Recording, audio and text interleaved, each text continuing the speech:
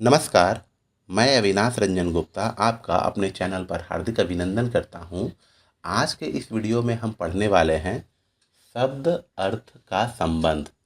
ये अध्याय भाषा विज्ञान के अर्थ विज्ञान के अंतर्गत आता है। भाषा विज्ञान को हम लोग अंग्रेजी में लिंग्विस्टिक कहते हैं। तो शुरू करते हैं। इस वीडियो को समझने और पढ़ने के दौरान हम लोग इन सभी बिंदुओं पर चर्चा करेंगे, जैसे शब्द और अर्थ की परिभाषा क्या है, अर्थ क्या होता है, अर्थ की प्रतीति या बोध कैसे होती है, शब्द अर्थ का क्या संबंध है और अर्थ बोध के क्या साधन हैं। भारतीय परंपरा के साधन का भी अध्ययन करेंगे और पाश्चात्य परंपराओं के साधन का भी अध्ययन करेंगे। तो शुरू करते हैं सबसे पहले परिभाषा से। परिभाषा कुछ इस प्रकार है। देखिए, परिभाषा को अंग्रेजी में डेफिनेशन कहते हैं। शब्द अर्थ का संबंध भाषा की आत्मा है। आत्मा अर्थात सोल। इसके बिना किसी भी भाषिक संसार की सृष्टि हो ही नहीं सकती। अर्थात जब तक शब्द और अर्थ का संबंध होगा ही नहीं, किसी भी प्रकार की भाषा की सृष्टि हो ही नहीं सकती, किसी भी प्रकार का कम्युनिकेशन हो ही नहीं सकता। अर्थ विज्ञान भाषा विज्ञान का अविभाज्य अंग है। अर्थात अगर हम लोग भाषा विज्ञान पढ़ रहे हैं तो भाषा विज्ञान में अर्थ विज्ञान का होना अति अनिवार्य है। अब हम लोग आ जाते हैं अर्थ क्या है। देखिए, किसी भी भाषिक इकाई अर्थात लैंग्वेज की यूनिट, जैसे वाक्य हो गया, वाक्यांश हो गया, रूप हो गया, शब्द हो गया या कोई मुहावरा हो गया, को किसी भी इंद्रिय कहने का मतलब हुआ सेंस। प्रमुखतः हम लोग कान या आँख से ही या तो किसी शब्द को सुनते हैं या किसी शब्द को पढ़ते हैं। से ग्रहण करने पर जो मानसिक प्रतीति होती है, मेंटल प्रोसेस होता है, वही अर्थ है। इसे और भी स्पष्ट रूप से समझने के लिए हम एक शब्द का एग्जाम्पल ले लेते हैं। ये शब्द है गाय। तो जैसे ही हम लोग गाय शब्द या तो पढ़ते हैं या तो सुनते हैं तो हमारे दिमाग में प्रोसेसिंग शुरू हो जाती है और हमें एक ऐसे जानवर के चित्र दिखाई पड़ने लगते हैं जो चौपाया होगा, जो हमें दूध देती होगी, जो पालतू होगी, जो सफ़ेद और काली रंग की होती है, वगैरह वगैरह। तो किसी भी शब्द को जब हम लोग कानों से सुनते हैं या आंखों से देखते हैं और हमारे दिमाग में जो भी मानसिक प्रतीति होती है, वही अर्थ है। अर्थ की प्रतीति, हम लोगों को ज्ञान मुख्यतः दो प्रकार से होता है, किसी भी शब्द का ज्ञान। देखिए, अर्थ की प्रतीति या बोध पहला है आत्म अनुभव से, अर्थात सेल्फ एक्सपीरियंस से। जैसे स्वयं किसी चीज़ का अनुभव करके, एग्जाम्पल के तौर पर लीजिए, चीनी मीठी होती है, ठीक है, और आपको पता नहीं है कि ये मीठी कैसा होता है, तो आप स्वयं चीनी चखेंगे और आपको पता चल जाएगा कि ओहो, मीठी जो है उसका एक्सपीरियंस आपने खुद किया और पता चल गया कि ओहो, मीठी ऐसे होती है। उसी प्रकार पानी, गर्मी, धूप, ठंड के अर्थ की प्रतीति भी इसी प्रकार से हो सकती है। अर्थात आप खुद ही एक्सपीरियंस कर रहे हैं। इसे कहते हैं आत्म अनुभव। एक और है, उसे हम लोग कहते हैं पर अनुभव से, अर्थात जब दूसरों के एक्सपीरियंस से हमें शब्द के अर्थ का बोध होता है तो उसे हम लोग पर अनुभव कहते हैं। जैसे हम जानते हैं अनेक क्षेत्र ऐसे भी होते हैं जहां हमारी पहुंच नहीं होती। उस क्षेत्र से संबद्ध शब्दादि के अर्थ की प्रतीति के लिए हमें दूसरे के अनुभव या ज्ञान पर निर्भर रहना पड़ता है। उदाहरण के लिए, हम में से बहुत लोगों ने जहर नहीं देखा होगा, किंतु दूसरों से ऐसा सुन रखा है कि जहर का सेवन मृत्यु का कारण बनता है। अतः जहर शब्द के अर्थ की प्रतीति का मूल आधार आत्म अनुभव ना होकर पर अनुभव है। उसी प्रकार बहुत सारे शब्द हैं, जैसे आत्मा क्या है तो हमें इसके बारे में किसी दूसरे व्यक्ति से पता चलता है। उसी प्रकार ईश्वर, स्वर्ग या पाताल, ऐसे बहुत सारे शब्द हैं जिनके अर्थ का बोध हमें दूसरे के अनुभव, दूसरे के ज्ञान या दूसरों से डिस्कशन करने के बाद ही होता है। तो अर्थ प्रतीति दो प्रकार से होती है, आत्म अनुभव और पर अनुभव से। अब हम लोग आ जाते हैं शब्द अर्थ का संबंध। देखिए, एक साधारण सी बात है, पानी कहने से हमें पानी का ही बोध होता है, मिट्टी या कांच का नहीं। तो क्या पानी शब्द और पानी द्रव्य का कोई संबंध है? देखिए, समाज ने पानी शब्द को या प आ न ई ध्वनियों के समूह को पानी द्रव्य के लिए संकेत या प्रतीक मान रखा है। इसलिए पानी कहने से उसी शब्द का बोध होता है, किसी और का नहीं।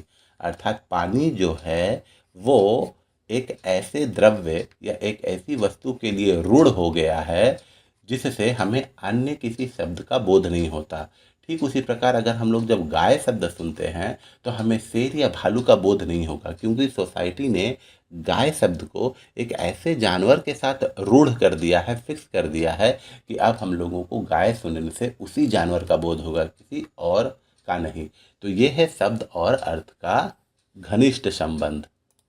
अब हम लोग आ जाते हैं अर्थबोध के साधन। देखिए, भारतीय परंपरा में या भारतीय भाषा विज्ञान की परंपरा में अर्थबोध के 8 साधन माने गए हैं और पाश्चात्य परंपरा में अर्थबोध के 3 साधन माने गए हैं।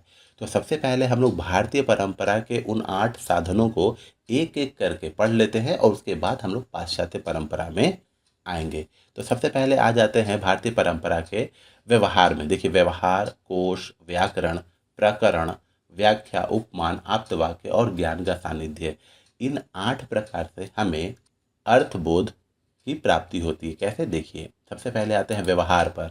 यहाँ इस चित्र में हम लोग देख सकते हैं कि एक माँ अपनी बच्ची को कुछ सिखा रही है या एक पिता अपने बेटे को कुछ पढ़ना लिखना सिखा रहा है। ठीक है, अर्थात व्यवहार। व्यवहार अर्थबोध का सबसे प्रमुख साधन है। समाज में तरह तरह के व्यवहार से भाषा के अनेक शब्दों के अर्थ का बोध हमें होता है। कहने का आशय यह है कि अपने से बड़ों द्वारा किए गए सभी कार्य व्यापारों को देखकर छोटा बच्चा भी उसे अपनी क्षमता अनुसार अपने जीवन में उतारता चला जाता है। शब्द और वस्तु के संबंध में यह ज्ञान भाषा के ग्रहण का प्रथम सोपान होता है। अर्थात हम लोग देखते हैं कि बहुत सारे शब्दों का अर्थ हमें व्यवहार के माध्यम से पता चलता है। अपने जीवन में हम लोग बहुत सारे चीज़ों का प्रयोग करते हैं और धीरे धीरे हम उन चीज़ों के नाम, उनके फंक्शन के बारे में जान जाते हैं। तो ये व्यवहार के अंतर्गत आता है और व्यवहार शब्द के अर्थ को ग्रहण करने का पहला सोपान, पहली सीढ़ी मानी जाती है। अब हम लोग आ जाते हैं कोश।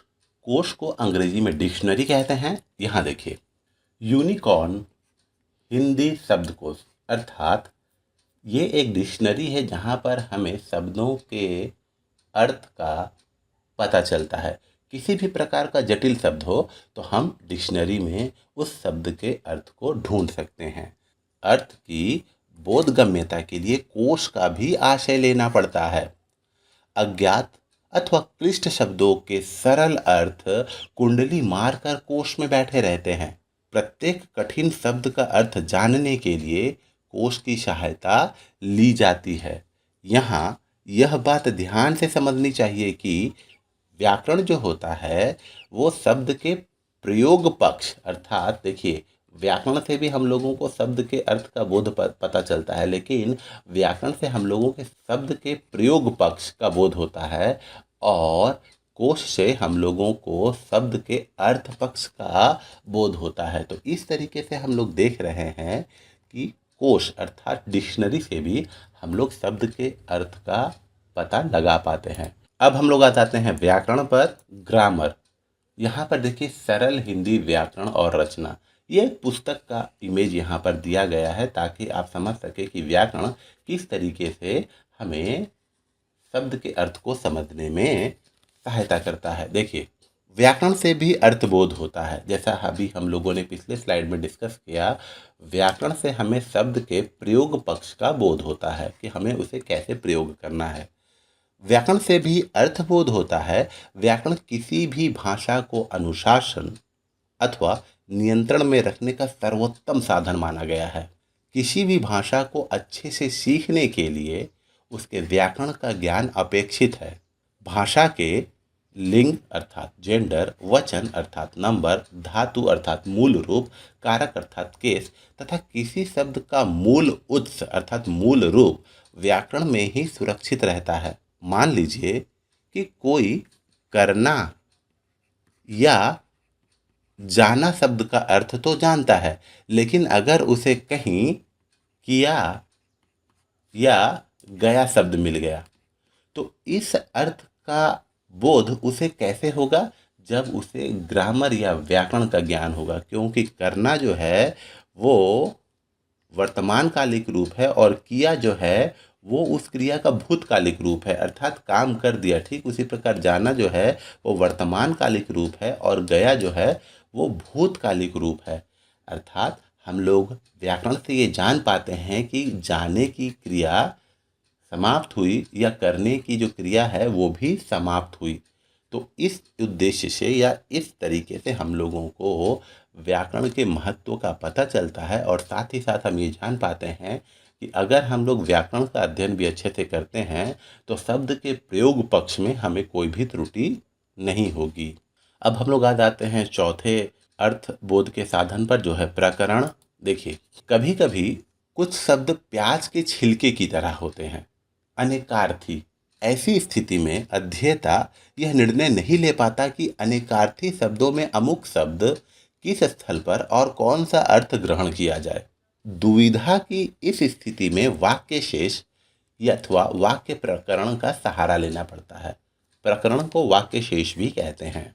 अब उदाहरण के लिए हम यहाँ एक शब्द लेते हैं जो है धातु। तो देखिए, व्याकरण में धातु कहने का मतलब हुआ क्रिया का मूल रूप। व्याकरण में धातु का अर्थ एक है, किंतु सामान्यतः हम लोग देखिए धातु सोना, चांदी, लोहा, एल्युमिनियम ये सब एक प्रकार की धातु ही तो है। इसी प्रकार आप ले लीजिए एक शब्द यहाँ गोली। तो गोली कहने का मतलब हुआ बंदूक की गोली, गोली कहने का मतलब हुआ दवा की गोली, और गोली कहने का मतलब हुआ बच्चों की खेलने वाली गोली भी।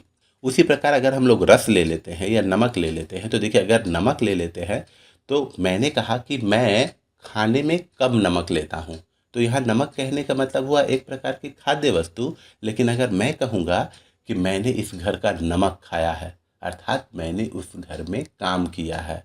ठीक उसी प्रकार यहाँ देखिए एक शब्द है रस। ठीक है, तो रस के भी बहुत अर्थ है। जैसे यहाँ एग्जाम्पल के तौर पर देखिए, रस पीजिएगा, तो ये रस क्या हुआ, ये एक शरबत के रूप में आ गया। रस काव्य की आत्मा है, तो ये हो गया काव्य रस। आंवले का रस गुणकारी होता है, तो ये हो गया स्वरस, खुद आंवला का रस है ये। आपकी बात में बहुत रस मिलता है, अर्थात आनंद। तो यहाँ पर हम लोग ये देख पा रहे हैं कि शब्द एक हैं लेकिन अलग अलग प्रकरणों में यूज हो रहे हैं। तो प्रकरण भी या वाक्य शेष भी शब्द के अर्थ को समझने में काफ़ी हद तक सहायक होते हैं। अब हम लोग आ जाते हैं व्याख्या पर। देखिए, व्याख्या को हम लोग विवृत्ति भी कहते हैं, याद रखिएगा। व्याख्या को विवृत्ति भी कहा जाता है और ये भी अर्थबोधन के लिए काफ़ी लाभकारी है। कैसे? देखिए, बहुत से शब्दों का अर्थबोध व्याख्या के द्वारा ही कराया जा सकता है। जैसे अगर मैं कहूँ भाषा विज्ञान का अघोष, तो अगर मुझे अघोष शब्द की मीनिंग या अघोष शब्द का अर्थ दूसरों को बताना है तो मुझे थोड़ा सा डिटेल इन्फॉर्मेशन देना पड़ेगा, उसकी व्याख्या करनी पड़ेगी। उसी प्रकार अगर मैं दर्शन शास्त्र का विशिष्टाद्वैत या साहित्य शास्त्र का ध्वनि बताना चाहूँगा कि ये क्या होते हैं, तो मुझे उसकी व्याख्या ही करनी पड़ेगी। ये तो हो गए शब्द, लेकिन अगर मुझे कोई सेंटेंस की भी मीनिंग बतानी है अपने छात्रों को, जैसे सिद्ध कीजिए कि केशव रीति काल के प्रथम आचार्य हैं, तो इसका आंसर एक शब्द में नहीं होगा, बल्कि मुझे इसे बहुत अच्छे से एक्सप्लेन करना पड़ेगा, और वही एक्सप्लेन व्याख्या या विवृत्ति कहलाती है। उदाहरण के तौर पर पुनः एक लीजिए, भूषण जातीय कवि हैं अथवा राष्ट्रीय कवि हैं, बताइए। या निराला बहुवस्तु स्पर्शणी प्रतिभा के कवि हैं, बताइए। तो इन्हें एक शब्द में नहीं बता सकते। ऐसे अवसरों पर सम्यक अर्थ, राइट अर्थ बोध के लिए इनकी व्याख्या अपेक्षित हो जाती है। अब हम लोग आ जाते हैं उपमान पर। उपमान अर्थात किसी चीज की तुलना करना। उपमान का सरल अर्थ सादृश्य हो सकता है या समानता हो सकता है। ठीक है, सादृश्य या समानता। उदाहरण के तौर पर देखिए, कभी कभी समान वस्तु दिखाकर या बताकर किसी शब्द का अर्थ समझा या समझाया जाता है।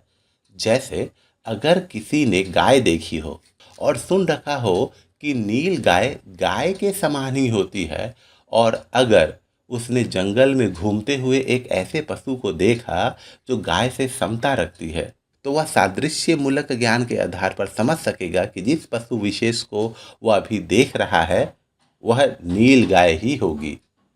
कहने का तात्पर्य यह है कि पहले से देखे गए या अनुभव किए गए वस्तु के ज्ञान के या बोध के आधार पर अदृष्ट अर्थात जिसे हम लोगों ने नहीं देखा है अथवा पहले से अनुभूत न किए गए वस्तु का ज्ञान ही उपमान कहलाता है। अब हम लोग आ जाते हैं आप्त वाक्य पर। देखिए, यहाँ पर हम लोग एक ऋषि की तस्वीर, एक मुनि की तस्वीर, ये सब देख रहे हैं। ऋषि मुनि यहाँ पर मौजूद हैं। तो यहाँ इसे क्यों रखा गया है, अभी देख लेते हैं। देखिए, किसी वस्तु का यथार्थ चित्रण करने वाले को आप्त कहते हैं। मान लीजिए आपको किसी शब्द का अर्थ जानना है और कोई उस शब्द का अर्थ स्पष्ट रूप से एक्सप्लेन कर देता है, तो वो कहलाएगा आप्त, और उसके द्वारा किया गया चित्रण अथवा कही गई बात आप्त वाक्य कहलाएगी। इस संदर्भ में देखिए, महान, विद्वान, प्रसिद्ध, सिद्ध या पहुँचे हुए ऋषियों को लिया जा सकता है, मुनियों को लिया जा सकता है, क्योंकि ये वर्षों के कठिन चिंतन और साधनाओं से यथार्थ ज्ञान प्राप्त कर पाते हैं और इनकी कही हुई बातों पर किसी को अविश्वास नहीं होता। एग्जाम्पल के तौर पर लीजिए, ईश्वर, देवता, देवी, स्वर्ग, नरक का ज्ञान या वे विषय जो धर्म ग्रंथों पर आधारित हैं, उसका ज्ञान तो सामान्य व्यक्तियों को होता नहीं है। सामान्य व्यक्ति जब उनके बारे में जानना चाहते हैं तो उन्हें महानुभावों के ज्ञान का सहारा लेना पड़ता है, अतः महानुभावों को, ऋषियों को, मुनियों को, महान व्यक्तियों को, सिद्ध व्यक्तियों को हम लोग आप्त कहते हैं और उनकी कही हुई बातों को हम लोग आप्त वाक्य कहते हैं। अब हम लोग आ जाते हैं अंतिम अर्थबोध के साधन पर, जो है ज्ञान का सानिध्य। यहाँ पर हम लोगों को भात और यहाँ पर एक बकरी का चित्र दिखाई पड़ रहा है। इसे इस पाठ में कैसे नियोजित किया गया है, ध्यान से सुनिए। कभी कभी ऐसा होता है कि किसी भी शब्द के अर्थ का बोध हमें ज्ञान का सानिध्य या प्रसिद्ध पद के सानिध्य से ही हो जाता है। उदाहरण के तौर पर देखिए, बासमती का भात श्याम जीरा से अच्छा होता है। तो देखिए, अगर आपको श्याम जीरा का मतलब नहीं पता था, आपको बासमती का मतलब पता है, तो बासमती का भात श्याम जीरा से अच्छा होता है, तो आप ज्ञान का सानिध्य या प्रसिद्ध पद के सानिध्य के आधार पर ये जान पाएंगे कि ये जो श्याम जीरा है ये भी एक प्रकार का चावल है। उसी प्रकार देखिए, अजा एक शब्द है। अजा शब्द के दो अर्थ हैं, एक बकरी भी है और एक प्रकृति भी है। यदि मैं कहूँगा कि हरी हरी घासों को अजा ने चर डाला, तो हरी घास चरने के आधार पर अजा का अर्थ बकरी ही लिया जाएगा, प्रकृति नहीं। ठीक है, इसी प्रकार देखिए, अगर मैं कहता हूँ कि बेला, चमेली, गुलदाउदी, कचनार, बकुल, परिजात, ये सब बहुत ही सुंदर फूल होते हैं। तो मान लीजिए अगर आपको कचनार, ठीक है, कचनार या पारिजात ये शब्दों के अर्थ नहीं पता थे, लेकिन चूंकि मैंने एक सीरीज में इन शब्दों को एक फूल की श्रेणी में रखा, तो आप समझ जाएंगे कि कचनार, बकुल, पारिजात ये सब भी कोई पुष्प विशेष है। तो प्रसिद्ध पद का सानिध्य या ज्ञान के सानिध्य के आधार पर भी हम लोग शब्द का अर्थ जान पाते हैं। तो इस तरीके से हम लोगों ने कुल 8 भारतीय परंपरा के अर्थबोध के साधनों का अध्ययन किया। अब हम लोग आ जाते हैं पाश्चात्य परंपरा पर। पाश्चात्य परंपरा में केवल 3 ही साधन माने गए हैं। पहला है प्रदर्शन या व्यवहार। देखिए, प्रदर्शन या व्यवहार, जिसे हम लोग अंग्रेजी में डेमोन्स्ट्रेशन कहते हैं, इनका मानना है कि किसी भी शब्द के अर्थ को स्पष्ट करने के लिए उस शब्द से संबंधित चित्र दिखाया जाए या वो वस्तु ही लाकर दी जाए। देखिए, इसका अर्थ है किसी वस्तु का बोध कराने के लिए किसी व्यक्ति को उस वस्तु को दिखाना और उसका नाम बताना। अर्थबोध का यह भी सरल तरीका है। यदि किसी को गुलाब का बोध कराना है तो उस व्यक्ति को गुलाब दिखाकर बताया जाए कि यह सुगंधि बिखेरने वाला गुलाब पुष्प है। वस्तुओं का बोध कराने के संदर्भ में छोटे बच्चों के लिए यह माध्यम सबसे आसान तरीका होता है। ये है प्रदर्शन या व्यवहार। ओके, दूसरे बिंदु पर जब हम लोग आते हैं तो पता चलता है ये है विवरण। विवरण का मतलब है हम लोगों को डिटेल इन्फॉर्मेशन देना। देखिए, विवरण किसी वस्तु को प्रश्नोत्तर अर्थात क्वेश्चन आंसर शैली स्टाइल में अथवा घुमा फिरा कर समझाना होता है। इसमें हम लोग जो किसी शब्द का अर्थ बताना है तो उससे हम लोग जुड़े प्रश्नोत्तर करते हैं। उदाहरण के लिए, यदि कोई विद्यार्थी ऊंट से परिचित ही नहीं है, वो जानता ही नहीं है कि ऊंट क्या है, तो अध्यापक उसे समझाने के लिए उससे अनेक प्रकार के प्रश्न करते हैं। जैसे सबसे लंबी और दुबली पतली टांग वाले पशु का क्या नाम है। अगर बच्चा इस प्रश्न का उत्तर नहीं दे पाया तो पुनः शिक्षक दूसरा प्रश्न करेंगे, रेगिस्तान का जहाज किसे कहा गया है। अगर बच्चा पुनः इस प्रश्न का उत्तर भी नहीं दे पाता है तो फिर शिक्षक तीसरा प्रश्न करेंगे, किस जानवर की 3 पलकें होती हैं, आईलिड्स होती हैं। अंत में अगर छात्र इस प्रश्न का उत्तर दे देता है और अगर नहीं भी दे पाता है तो छात्र की जिज्ञासा शांत करने के लिए वो कह देंगे ऊंट। और जैसे ही वो ऊंट का चित्र दिखाएंगे या ऊंट के बारे में इतनी डिटेल इन्फॉर्मेशन दे देंगे तो उस बच्चे के मस्तिष्क में एक तो ऊंट से जुड़े कुछ अच्छी बातें भी पता चल जाएगी और ऊंट का जो कॉन्सेप्ट है वो भी पूरा क्लियर हो जाएगा। तो ये है विवरण। अब हम लोग आ जाते हैं अनुवाद। देखिए, अनुवाद अर्थात ट्रांसलेशन। अनुवाद पाश्चात्य विद्वानों द्वारा बताए गए अर्थ बोधन के साधनों में वस्तुतः बहुत ही महत्वपूर्ण साधन माना जा सकता है। विदेशी भाषाओं में व्यक्त विचारों तथा भावों की समझ के लिए अनुवाद का ही तो सहारा लेना पड़ता है। पाश्चात्य देशों के साहित्य, वैज्ञानिक आविष्कारों, रीति रिवाजों, व्यापार और राजनीतिक विचारों आदि को भली भांति समझने के लिए अनुवाद उत्तम माध्यम है। मान लीजिए, एक नाटककार हैं शेक्सपियर तथा भारत के नाटककार हैं कालिदास, तो अनुवाद के माध्यम से ही हम लोग शेक्सपियर को जान पाते हैं और भारतीय नाटककार कालिदास को विदेशी लोग जान पाते हैं, क्योंकि हम लोगों ने उनकी रचनाओं को उनकी भाषाओं में अनुवाद कर दिया। तो अनुवाद के लिए अपनी भाषा के साथ दूसरी भाषा का ज्ञान भी एक महत्वपूर्ण शर्त है। तो इस तरीके से हम लोगों ने अर्थ बोध के साधनों और तरह तरह के बिंदुओं पर विचार किया। उम्मीद करता हूँ कि आपको इन सभी बिंदुओं के बारे में अच्छी जानकारी प्राप्त हो गई होगी। आपसे मैं पुनः मिलूँगा किसी अगले वीडियो में। तब तक के लिए धन्यवाद।